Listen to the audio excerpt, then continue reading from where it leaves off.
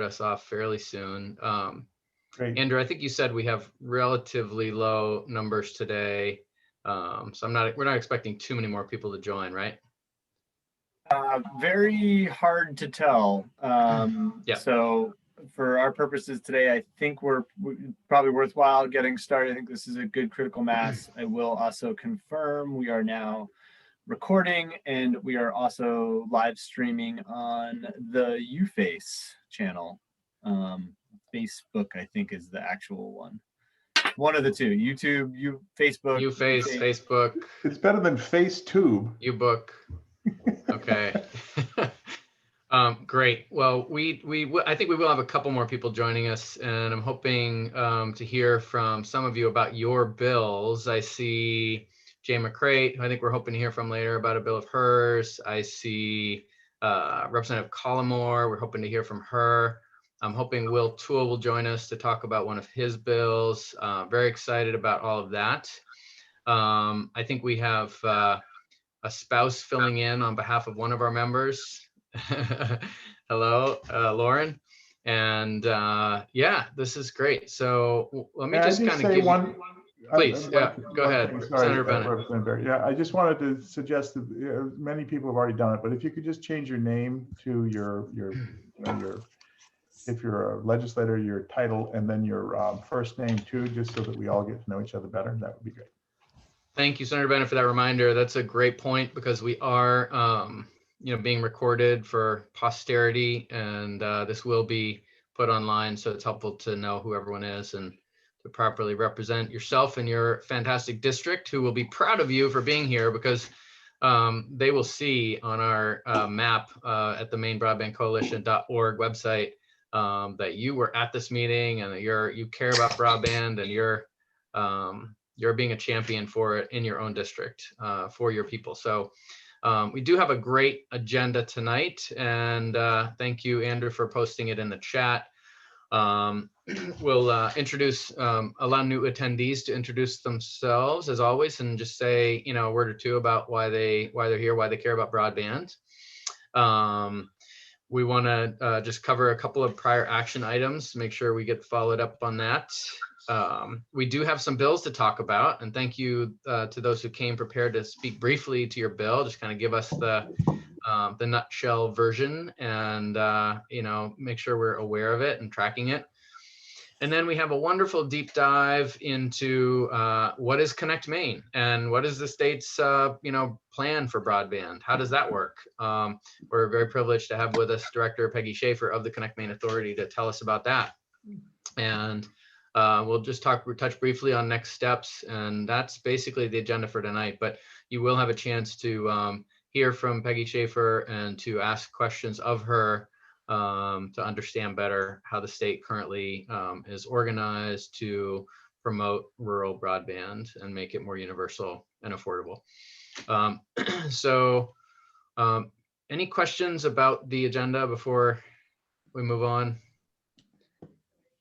Seth, one point just to prime folks for some of the feedback that we've gotten after our last 3 sessions, which for those of you that have been here for all 3, just hats off to you, was that just we've gotten a good amount of information delivered, and just desire for time and space to discuss, ask questions, identify areas for further conversation. All the more reason why it's great to take advantage of Peggy joining the conversation, so that we can flag both items for further conversation and see if there's quick hits for resolution.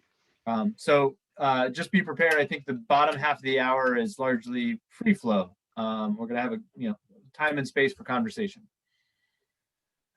Exactly. Thank you very much, Andrew.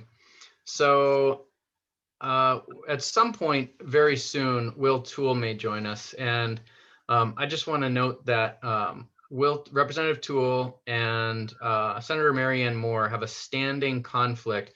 The Washington County delegation has a regular meeting on Wednesday afternoons. And so that's why, although they care deeply about broadband, they've been unable to join us. There's a chance they'll be able to slip in tonight. Representative Toole has a really important bill about pole attachment. because of last week's meeting, you all know how important that is. And so we will jump right to him if he's able to sign in tonight in deference to their standing conflict. We want to take advantage of their presence. So I'm going to go ahead, though, with introduction of new attendees. And so for those of you who have not joined us before, I'll just ask you to, raise your hand and say a word or two about who you are and why you care about broadband. Maybe it's something to do with your district or your background, or maybe you're just here to learn, whatever it is. And I see a lot of familiar faces, but who has not yet been with us? I'm going to see if Representative. Raise your hands. Yeah, raise your hand. That would be helpful. And Representative McCrate. Thank you, Representative Barry. I'm Jay McCrate. I represent Harpswell, West Bath, and Northeast Brunswick. And I have not been able to join because it's crazy world out there, but I'm glad to be here tonight. And thank you, Seth, for giving me a nudge. Broadband, generally when I have a broadband question, I say Seth.Barry@legislature. It's so important. It's important to everybody's district, but certainly an issue in mine as well. Parts of Harpswell just don't have it. Even parts of Brunswick just don't have it, and we can do better. So thank you. Thank you, Representative McCrate, for joining us. And over to you, Representative Collimore. Thanks for being with us. Hi, thank you for the invitation. And I'm sorry I was unable to join you before. I also typically have a joint meeting thing that happens Wednesday evenings. And tonight I canceled due to the fact that my son had parent-teacher conferences. So I wasn't even sure if I would be able to make it because of that. But thankfully, they ended on time and I'm here. And for me, the importance of having a high-speed internet connection is evident in the fact that you'll see me continue to shut off my camera because it disconnects me from meetings. I actually do all of my representative type work down at the State House so that I don't hop out of my committee meetings because of internet connection. And but in my district, I represent District 106, which is Pittsfield, Clinton, and Detroit, and we have a lot of dead zone areas. Pittsfield is fairly lucky until you start hitting closer to the Palmyra town line or the Canaan town line area, because those are further off of the main roads. And that's something that needs to be fixed in this area, but also in Detroit. It's a very small town, so they get very little attention when it comes to high-speed internet access, and that's an issue. And so that's why I have a bill in about it and hope to help fix that issue. Fantastic. Well, thank you so much, Representative Collimore, for joining us and for reminding us how to say Detroit. It's not Detroit, it's Detroit, correct? Yes, Detroit is Michigan. Detroit is Maine. Exactly. Thank you. Representative Fitz taught me that way back in 2006. Great. I think that's it for the new folks, unless I'm missing someone. Well, actually, I do see a new face here. I called him out earlier, but Mr. Arford, would you care to introduce yourself? Yes, I'm Lauren Arford, and I have attended some of the other sessions you had. I generally keep quiet. Poppy is got a conflict, and so she asked if I would be willing to listen in and tell her all that went on. And forgive me for not recalling that you were here before. You have been a quiet presence, but not a first for you. Thank you for joining us on behalf of Poppy. Thank you. Representative Arford, I should say. Great. Anyone else that's new? All right. Seeing none, we will go on to the next item, which would normally be Representative Toole, but I still don't see him here. So just quickly, a couple of prior action items. The letter, which most of us have signed off on, will be sent soon. It's going out to members of the Maine Broadband Coalition, businesses, nonprofits, organizations around the state. Thank you, Andrew, for posting that in the chat. And that letter, if you haven't signed it, please feel free to add your name to it, but it is going soon. So this is a last call to sign on to that letter. By the way, the bond bill that is referenced in that letter that you would be supporting by signing has been printed, and we'll touch on that briefly later tonight. But Senator Bennett's bond bill is the topic of the letter, and we look forward to sending a strong message to leadership and to appropriations to please support a robust investment at this time and help our state to move forward. So let's see, other items for legislative review. We'll talk tonight about some bills, as I mentioned, Connect Maine and next steps. So I think that's it from. Oh no, I have one more item I'm supposed to talk about. Andrew reminded me there was a wonderful Maine Broadband Coalition webinar regarding federal funding that was held, I believe it was last week. Andrew will post that in the chat for us all. And we really want to encourage everyone to take a look at that. It's just a few slides, and it will give you a nice little overview of some of the opportunities that are coming down the pike from the federal government. We may be able to get into this a little bit more later on, but I just want to flag there are really two sets of resources. One is money that's for broadband specifically, and another is money that's for your communities specifically. And I think you all have received information now regarding funding for your communities. Many communities in Maine are, I know small towns like the ones I represent are getting, $300,000 or $350,000. That's money that they can use however they want. If they want, they can use it to match state and federal money towards a broadband build. So now's a great time to be in touch with your local communities about how they intend to use that money. Could be for a planning grant or an infrastructure grant. And again, we'll hear more about how those work from Director Schaefer later this evening. Andrew. Yeah, just two quick things to add on to, and they're not unrelated from both the letter and the webinar, which feels like a week ago, but it was Monday. Oh my gosh! Peggy, okay. Yeah, that's right. 2 days ago. And it was a nice conversation with Senator King and Peggy and Nick Batista.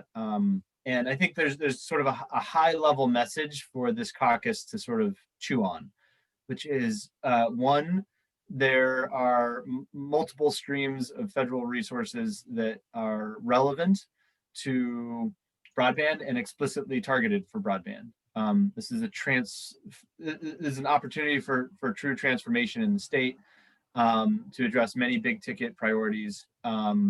And there are there's a lot of uncertainty, as folks are probably well aware of, and that there's not a lot of answers yet. But the core message is that now's the time to get ready. And there are a lot of sort of fundamentals for folks to get ready. And one of the big things that we should do to get ready is not really pull back on advocacy for a state level of investment and funding around broadband. So now the call to action around the letter is as relevant as possible. It would be very easy for folks to say, well, aren't the feds going to provide all the resources we ever need for broadband? And I think the message is that the state still has an incredibly important role in leveraging funds.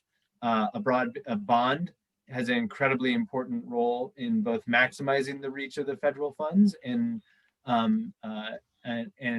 building out a pathway for sustainability. So just so you know, the webinar and the letter are not unrelated. And the call to action for folks to sign on and simply to further support more state investment in broadband, Senator Bennett's bill being a big part of that. So just wanted to make sure, I'm sure there'll be more conversation along those lines, but I wanted to make sure that those two are seen as is really part and parcel. Great, thank you, Andrew.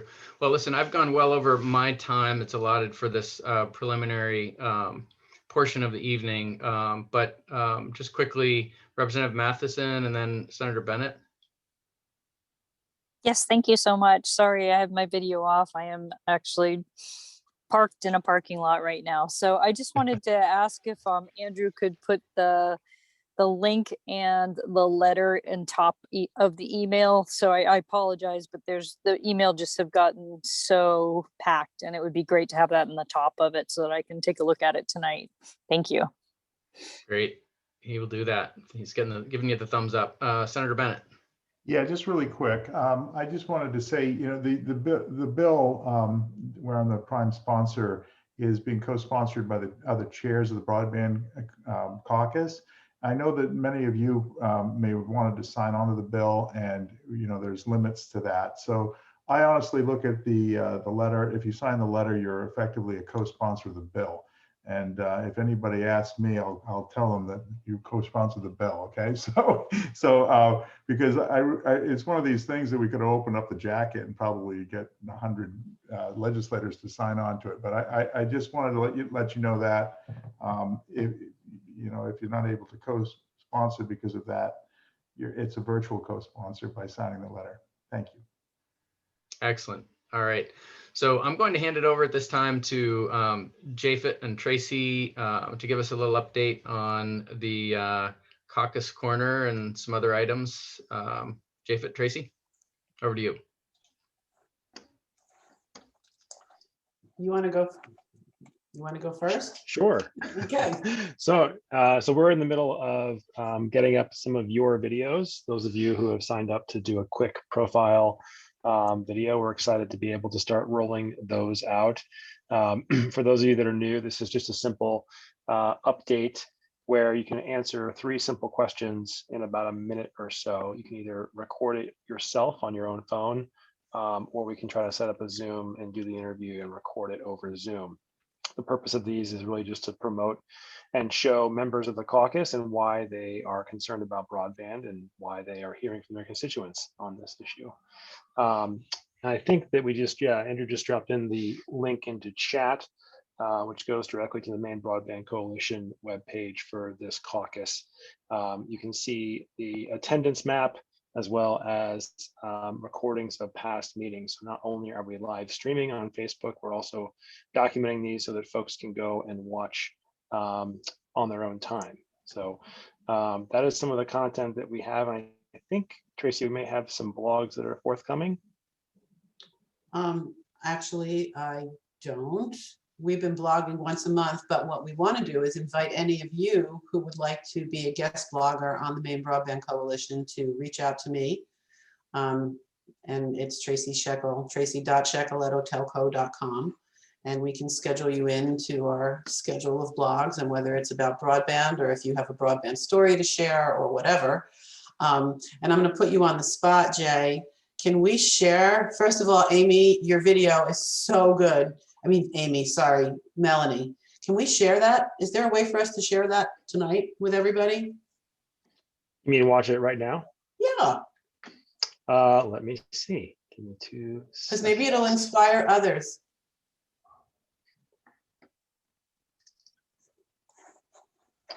Let's give it a shot.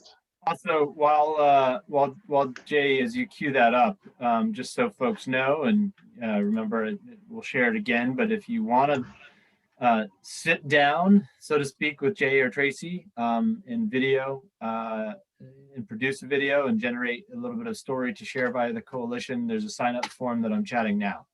So, and I think that those that have signed up are in queue for the interview, so to speak, with Tracy and Jay. Excellent. And I think this will work. So I'm going to share my screen. And Melanie Sachs, you are first up. Oh, well, I'm actually not allowed to share. Okay, maybe not. Oh. Wait. Try it now.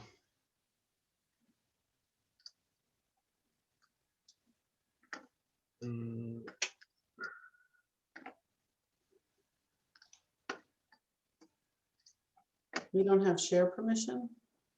It says all panelists can share on my settings, but Trace, I did send you the link. I'm not sure if you got it, but I did. You want me to try it?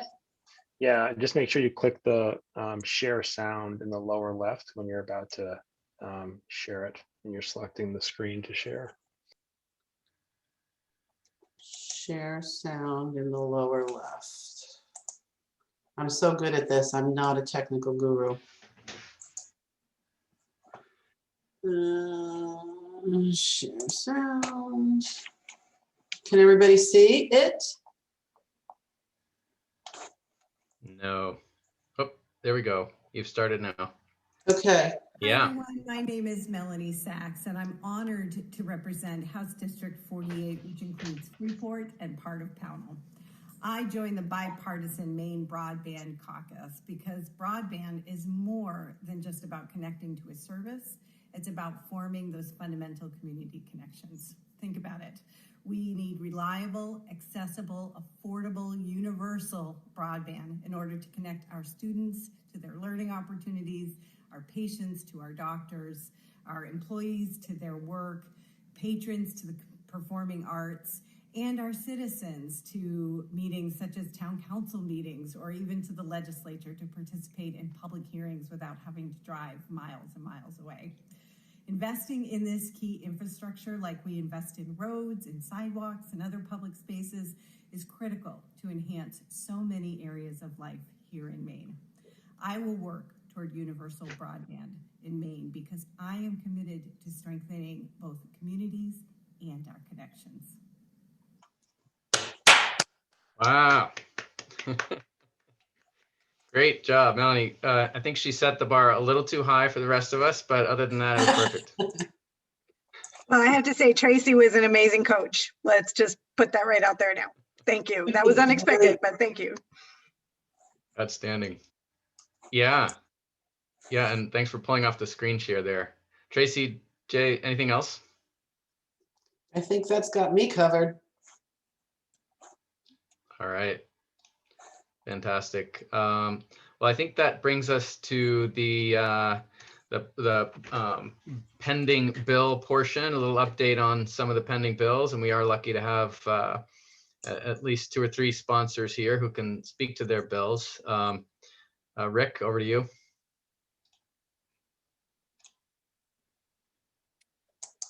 Tracy, there you go. All right. No, And Senator Sorry, I Bennett, was distracted. I have Sorry. unmuted. I've got it. unmuted. You've unmuted, and you know that Representative Collimore and Representative McCrate are here and able to speak to their bills, I think. Yes, and maybe there's some more, and you can raise your hand if there are, but we've got a few minutes here to give brief overviews of your bill. And Representative Collimore, you're up first. All right, thank you very much. Sure. So my bill is LD, let me double check, make sure, 848. And it's in concept draft form, though I am working up on the formal language to be ready previous to the public hearing, which was originally scheduled for next Tuesday. But as most of you may know, we are actually going to be meeting as both bodies next Tuesday. So it was rescheduled for April 6th, which is good news because I'm still working on the language. The bill is designed to expand high-speed internet access to rural communities in the state. And it will do this by creating incentives for companies or industry partners to expand their services into the communities. So it's kind of like paying them to do it without actually paying them to do it, because they have to do the initial investment and they would go in and make sure people would be interested in being connected to the internet services before actually doing the work. Also, what this bill is intended to do is expand on the definition of rural. When you look up the definition of rural with the Census Bureau, it's listed currently as under 2,500 people. And this bill proposes to split that into 4 tiers in the state of Maine, because as most of you know, under 2,500 people is a large chunk of our state, and I want to incentivize the most rural areas even more than those who may not be as rural as a 2,500 level. So the tier 1 would run from 2,000 to 2,500. Tier 2 would be 1,500 to 2,000. Tier 3 would be 1,000 to 1,500, and then the 4th tier would be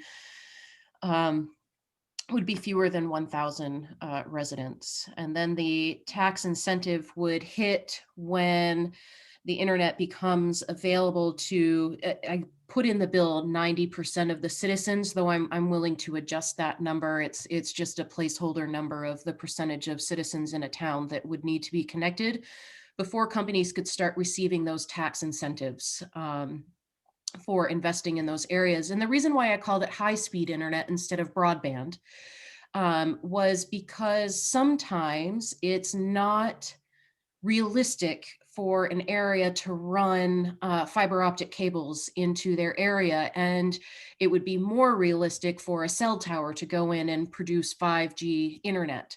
So it would hit both of those type of areas that would be able to do broadband, but would also be able to do the expansion through the wireless areas. And if you have any questions, I'm happy to answer them.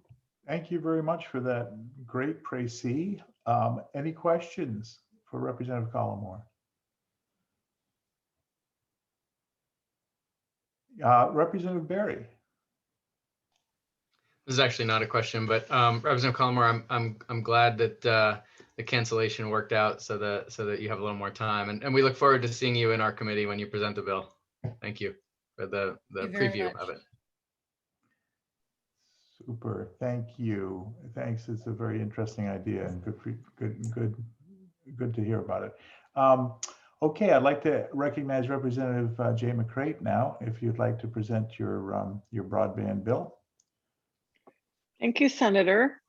Thank you, everybody. It's nice to see people that I'm just meeting in committees on Hollywood Squares, but this Hollywood Square. The bill I have is LD 1148. When Representative Collimore started to talk, I had to go look at the LD real quick because it had been an LR before. It's a resolve to increase broadband access in private non-medical institutions, the PNMIs. And this bill will be heard in the Health and Human Services Committee. I see Holly nodding. I was asked to put in this bill by the Consumer Counsel System of Maine, which is a group that advocates for consumers of mental health services in the state. And the idea is that people who live in residences, these private non-medical institutions or PNMIs, like all the rest of us, depend on broadband. The pandemic exacerbates the issue, but it's not new to the pandemic, that it's a social connection, connection to recreation and education for people in residential settings. And because their income is so limited, it is asking that the department look at ways to make sure that providers of the residential programs are providing broadband to their residents. You know, I think the assumption is that the owners or the people who run the PNMIs have access to broadband, so perhaps we could extend that to the residents. So I'm open to help on this because I'm not an expert by any stretch of the imagination on broadband. I'm very impressed with Representative Collimore's presentation and want to make sure that we get this service for residents who don't have access and need access. As I said, it's a resolve, so it's asking the department to work on the issue. What a great idea to focus in on. Thank you, Representative McCrate, for describing that. I think Representative Stover may have a question or a comment. I hope she has an answer. Well, I'm not sure about that, but what I do know is when we had the 2 summers ago when we had the Workforce Commission, one of the issues that came up that may support this is also for the staff, because there are programs where staff have to electronically log in. They have to electronically log in their hours, but they also have to do notes, and you're very familiar with those. They have to do, so they have to use electronic databases in order to do their job. And if they're out there where there's no internet, you know, that was one of the discussions we had in the commission, is if I'm out there and I can't record my time electronically, it really doesn't, it disables me, my ability to do my job. So that's, I mean, it's another side of this issue for sure. Very good Yeah, point. making sure that everybody has access. Great, thank Great, you. thank you. Any other questions for Representative McCray? Yes, just real quick. Can you repeat who the group in part that was the bill was drafted in partnership with? Yeah, known as CCSM, Consumer Council Systems of Maine. Okay. Again, an organization that advocates for people with mental health, consumers of mental health services. Thank you. All right. Representative Stover, are you all set? You've got your hand. I didn't know if you, all right. Thank you, sorry. Okay, any other questions? Thank you very much, Representative McCray. We're going to go over to the main event here now, but before I turn it over, just again, the LD for the broadband bond that's supported by the Maine Broadband Coalition is LD 1235. So if you want to look it up and see the details, please go there. And without further ado, I'm going to turn it back to Andrew for the next segment. Thank you, Senator. Also, so glad, Peggy, that we got a nice little showing there. He was too early. So as requested every session, we've got a little bit of a deep dive on an issue, both to share some education, to elevate collective knowledge, to, in some cases, inspire. We'll have a series of success stories and case studies to pull upon in future sessions. There's a request for some fundamentals. And a big part of the broadband ecosystem in Maine revolves around the Connect Maine Authority, and hence our invitation to Peggy Schaefer today to join and give a dime store tour, an overview of the authority and priorities and programming right now. So Peggy, thanks for joining. Sure. So the Maine Connect Maine Authority was created in about 2006. I actually just found last night the first meeting minutes, and it was sort of interesting because the answers to all the questions were, we're not really sure about that yet.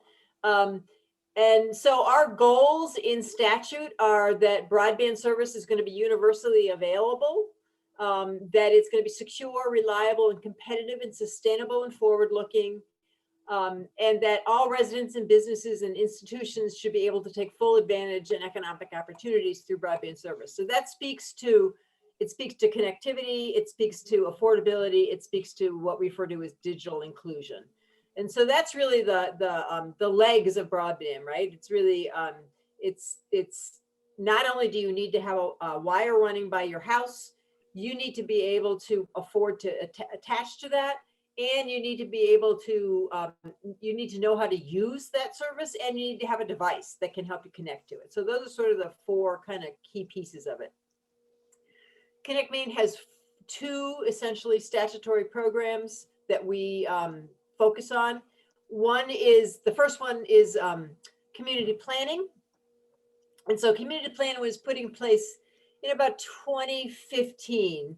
And what the history of Connect Maine is that we've traditionally provided small grants to companies to expand their footprint, right? About our budget's roughly 1.5 million a year. And so we've done between $750,000 and $1 million a year to expand broadband, mostly in existing footprints. So we helped Unitel build out their fiber to their footprint.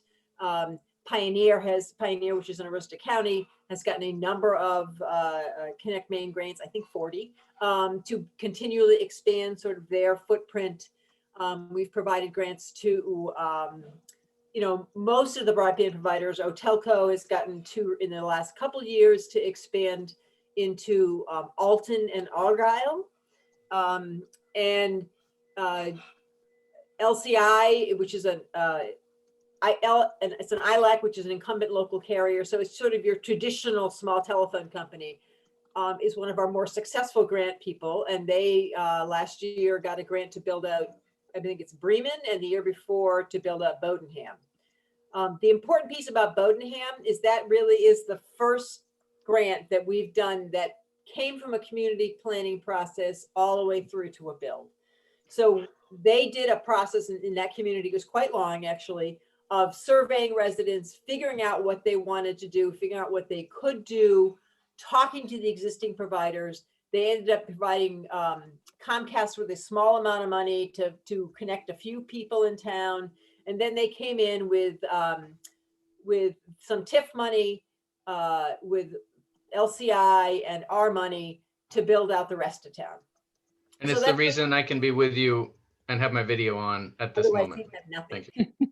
So that's sort of the ideal situation, right? What we really find, we've done community planning grants in, I think, 160 communities across the state. And what we really find is that it's really important because it gives the community who no one, quite frankly, most providers haven't been interested in. If they were interested, they would have built already, but they haven't been interested in, gives them what I refer to as sticky tape, so that it gives something a provider to come in and latch onto. They can understand what take rate is. They can understand what the community's interested in. Sometimes it involves community funding, but it involves enough support so that so they know they can build in that community and get enough people who take the service, which is what we call take rate, to actually help pay for the service and pay for some of that infrastructure build. But that takes a long time. It's a long conversation. It's been longer because we really haven't had the funding to fund a lot of these community plans. I don't know if you've seen the recent piece of the Sun Journal. One of the plans they talked about was the Franklin County plan, which we funded a couple of years ago. And to bring fiber to all of Franklin County, it's about $73 million. So we haven't had $73 million. So it's taken a while to implement that, right? They've broken the county up into 5 areas. The first area they're focusing on is Carthage, Weld, Perkins Township, some other township, and Wilton. And they got some money from the Northern Border Commission. The providers bringing in about 75% of the funding. The community is going to provide a little bit, and we're going to provide a little bit. And then they'll do a build out in those 5 pretty rural communities. So that's the kind of work that we're very interested in doing. And that's the kind of work that this new bond money that we just got enables us to do on a bigger scale. We currently have, so what we found in the last couple of years as we've been combining these traditional Connect Maine provider expansion and these bigger community projects is that because of the way our statute and rules are written, cost and match, cost per pass, as we call it, and match really drive the equation in a scoring process. So the more match you have, the more houses you pass, the better your score is. And what that means is the traditional sort of small provider expansion projects that we've always funded haven't dealt that well in the last several years. So this year we broke up the grants, right? We have 2 different processes.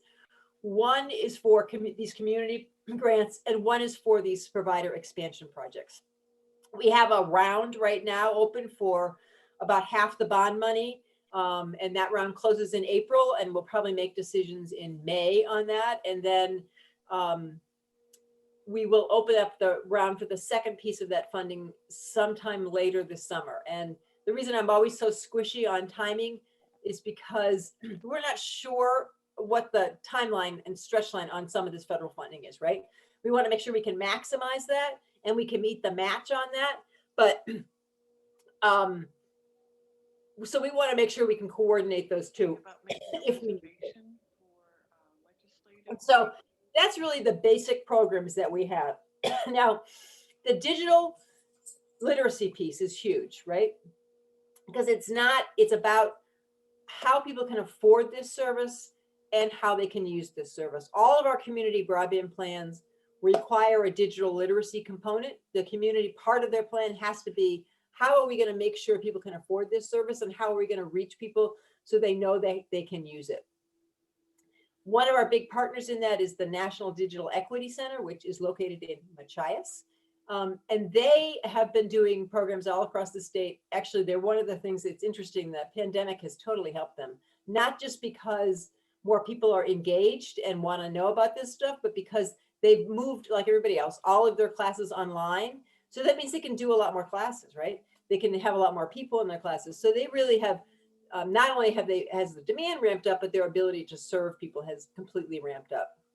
And so they're working on trying to make sure people not only have the knowledge about how to use the internet, but also that people have devices. In fact, the Community Development Block Grant just gave the National Digital Equity Center funding for devices for people who take their courses who don't have access to devices. And Connect Maine has helped that fund with a little money that people can actually get a hold of a laptop.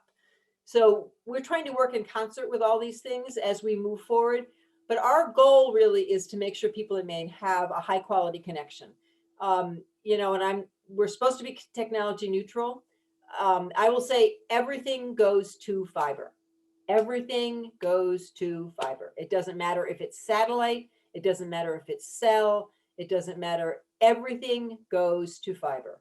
And so the further out into these communities we push fiber, the more likely these communities are to be able to access 5G, to expand other services. So when we talk about a fiber build, it's really how this services works throughout the state, right? You're not going to get 5G unless you have deep fiber in communities. It's just not going to happen. It's not technologically possible.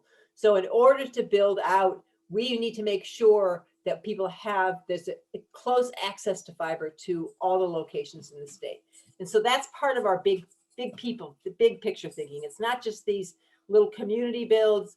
It's really how we think about the whole infrastructure that we're trying to build.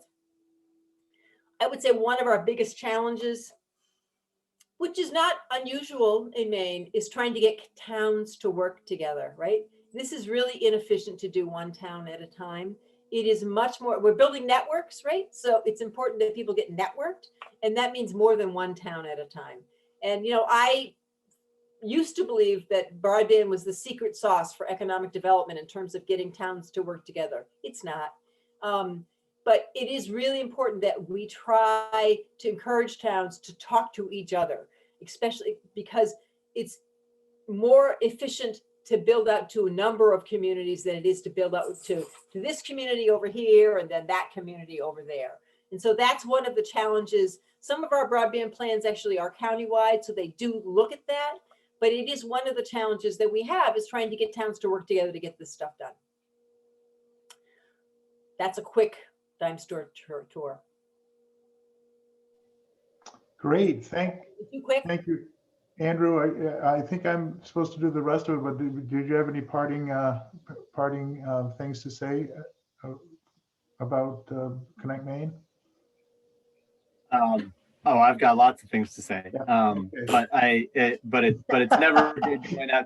It's never good going after Peggy, because she certainly covered a tremendous amount of ground there. And that was a great overview. I'm going to lead with a couple of questions and open it up to others. My first question, Peggy, Director Schaefer, how many, what's the size of the staff of Connect Maine? Oh, wow, we're huge. Well, actually, no, neither Stephanie or I are very big. I just want to point that out. We're not huge. There's two of us. Yeah, amazing. We have a 7-member board. And, you know, here's what I would say. Up until this past year, our 7-member board, we used to meet maybe 9 times a year. We'd cancel a couple meetings. Last year, we met 14 times. This year so far, we've met 7 times, and it's March, right? So plus that doesn't include all the subcommittees. So we had a lot of work, right? So we've given out a total of $12 million over our 10-year history. Between October of 2020 and August of 2021, we'll have given out $22 million. Well, I've got a bill to staff you up. You'll see in a little bit. But I thought it was just interesting for those who don't know the amount of work that Peggy and her team does is astonishing given the resources.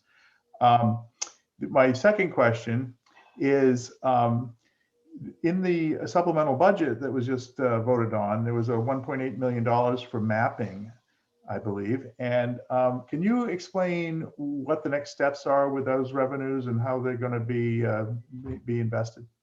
So we actually got a grant from the Northern Region Border Commission for that money. So that money came out of the supplemental. So because we got a federal grant to pay for it. Even So better. yeah, even better.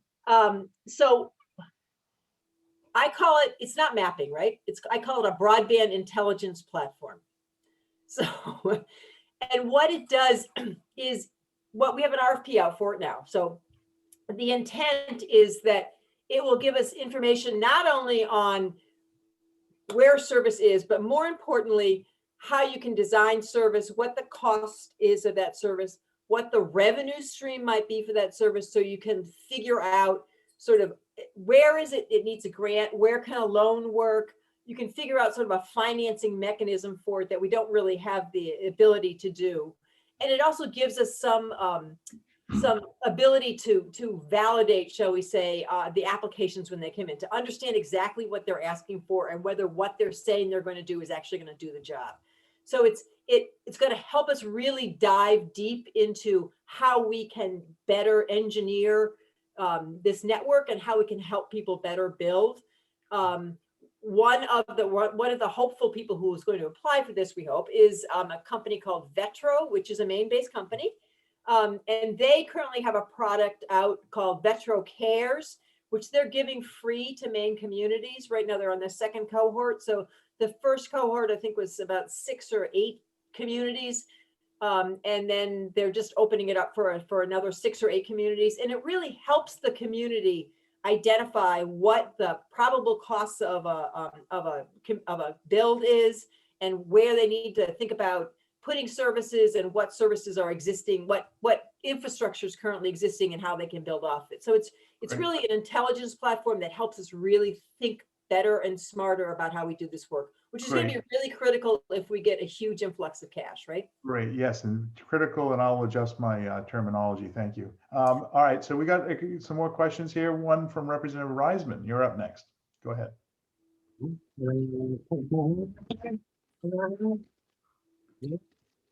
We can't hear you real well, but go ahead and.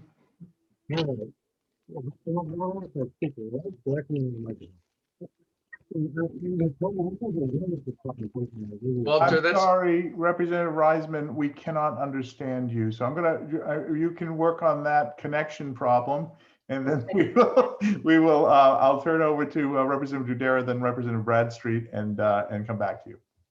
Thank you. Thank you very much, Senator Bennett. Hi, Peggy. It's Vicki. Hi. Nice to see you again. My internet is fine. I was out working in the garden cleaning my chicken coop. So that's why I'm not letting you see me. My question comes from a constituent who is heading up a local group to get broadband in our area here near District 94. And her concern is that some ISPs are using Connect Maine funds to expand their fiber networks without having the capital to connect users. She also talks about them not interested in kind of the open access that the municipalities want. And, she sort of, she feels that when ISPs get these grants, that they should then reflect and prefer the policies of the communities that they are looking to serve. So I just wanted to kind of hear your perspective on that. I know that, it seems that now many municipalities are coming on board, and certainly we're having that experience here in the Mid-Coast. So, things are maybe changing. So just wanted to hear what you had to say. Thank you. So this is a tough one. I had a conversation with these people last week. Here's the deal. They are in a existing ILAC footprint.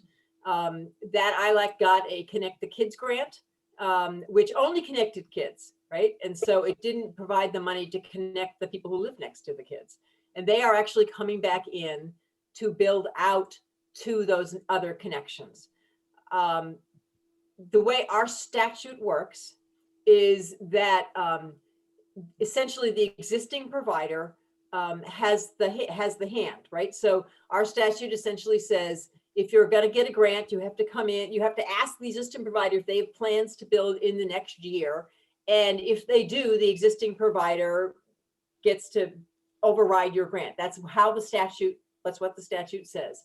And in this particular case, the community has developed an interest in having a municipal build. But this particular provider, like many ILACs,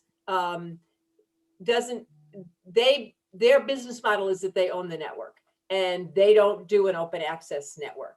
And so the conflict here that I don't know the answer to, but the conflict here is that the community is moving towards something that they think is going to be, that they would rather do a community build at the same time the ILAC has been planning for well over a year to expand fiber to that footprint. So we're in a bit of a pickle because the community is sort of saying one thing and our statute allows a different thing. And so that's it. That's the story. Okay, thank you. Well, that's not helpful, but Yeah. Thank you. So that might need to be a change at some point, but thank you. Thank you, Representative Dara. All right, so I got Representative Bradstreet. Just before I come to you, I'm going to, Representative Reisman sent me his question, and it's a pretty quick one. He asked, what is the time frame from start to finish for completing a typical project? How long? well, our traditional stance is that it's a year. That's from us getting a grant to them lighting up. It's a year. Obviously with the Connect the Kids grant, it was 6 weeks, but it's generally a year. Okay. The reason I put caveats around that is because right now there's a significant shortage of fiber nationally, which is only going to get worse. So we're going to have to think about that in terms of whether it's a year or not. And the other piece that comes into play here is pole attachment, right? If you have complicated pole attachments, that can take 6, 8, 10 months. So we are pretty generous on that, on giving extensions when projects run into problems like that. But generally our contract and our rule says a year.